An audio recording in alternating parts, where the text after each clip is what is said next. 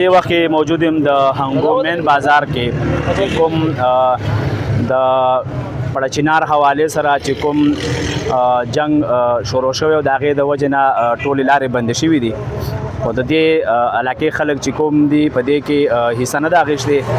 هنګو مین بازار کولاو دی او د پېښور نه یا د بهر ملکونو نه چې کوم خلک راځي کوهاټ ته، د کوهاټ نه چې دی دلته یوه لاره شته چې هغې باندې مسافر راځي هنګو ته، دوابي له ځي، ټل له ځي، چې هغه لارې به د مشر نه پوښتنه کوو چې کومې لارې دي چې هغه د مین روډ نه کټ دي او په اطرافو باندې چې کوم ګاډي راځي د هنګو ته، دوابي له او ټل له او داسې ورپسې په خپلو کورونو ته مسافر ځي.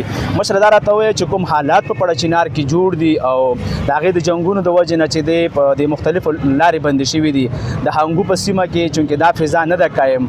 مګر تاسو د خلکو ته څه پیغام ورکوئ؟ پیغام دا ورکوو چې هنګو کې بالکل امن دی او روډ څه مساله نشته جي، پوهېږې بالکل کولاو دی او دا خلکو یو ایشو جوړ کړی دی چې دا روډ باندې هېڅ روډ لارې څه مسله نشته دی او بیا خلک هم په دې یوه سومري لارې باندې راځي خپلو کورو ته او هنګو بالکل هنګو کې هېڅ شي خپله کې ورورولي دی، شیعه سني ټول یو شی دي، هېڅ خبره نشته. دا سمرو لاره چې کومه ده د کچې پخې نه چې کوم د کوهاټ نه خلک راځي او دا لاره یې بنده کړې وه، د هغې نه پلو بیا دا د کوهاټ په لاره باندې هغسې راځي. دا جي لاچي لارې باندې داسې ورځي، لاچي لار ورته وایي، لاچي لارې نه داسې یو لار دی، دې غاړې باندې هغه لار نه دی. نو مسافرو ته دا لاره معلومه ده؟ بالکل چاته معلومه دی، چاته نه دی معلوم. سبي دا ټول څومره کټه ګاډي دي، ټرکونه دي، غټ ګاډي دي، دا ټول په دې لارې باندې سیده راځي، هېڅ مسله نشته، بس دا یو ایشو جوړ شوی. که د هنګو د امن خبره وکړو، دلته کې انتهایی یعنې خلک په ښه طریقې سره زندګي تېروي، بازارونه کولاو دي او دې ځای کې کومه شخړه داسې نشته دی. بارملکي مسافرو له څه پیغام ورکوئ؟ دو ته دا دغه ورکوي چې هېڅ مسله نشته، خپل دا روټ استعمالوو او هېڅ مسله نشته دی. هنګو کې بالکل امن او امان دی. د هنګو د خلکو وینا ده، د دې ځای د سیمې د خلکو دا وینا ده چې هنګو کې په دې ځای کې هیڅ قسمه داسې کومه مسله نشته دی. څومره مسافر چې په بهر ملکونو کې دي یا عرب ملکونو کې دي خپلو کورو ته راتلی شي، د سمرې لاره استعمالولی شي. دا لاره چې دا د وابا او ټل په دې لاره باندې پروت دی. د هنګو بازار هم کولاو دی او دې سیمه کې هیڅ قسمه داسې خبر اتره نشته دی. دې ځای کې د عوام چې کومه خبره کوي د ملګری یو ورسره ولاړ دی.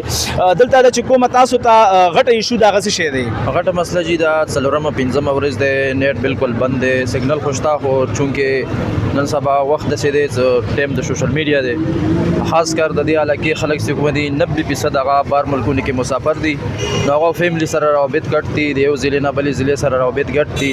نن سبا بنیادي طور د نیټ ډېر زیات ضرورت دی. پنځمه ورځ دی چې مکمل هنګو کې نه 2G شته نه 3G شته، بالکل نیټ منقطع شوی دی دې علاقې. نو مو خواست دا دی هنګو کې د نیټ زر تر زره بحال شي.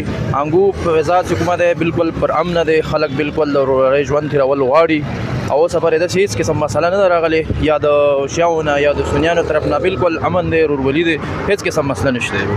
د دې د خلکو دا وینا ده چې دلته کې انټرنیټ سہولیت چې دی هغه نشته دی، د دې وجې نه چې دی خلک کورونو سره رابطې نشي کولی. چې کوم مسافر ورونه دي او په بهر ملکونو کې دي هغه د خپلو کورو سره د انټرنیټ د لارې نه هېڅ قسمه رابطه نه کېږي. رمضان شینواری، ضلع هنګو.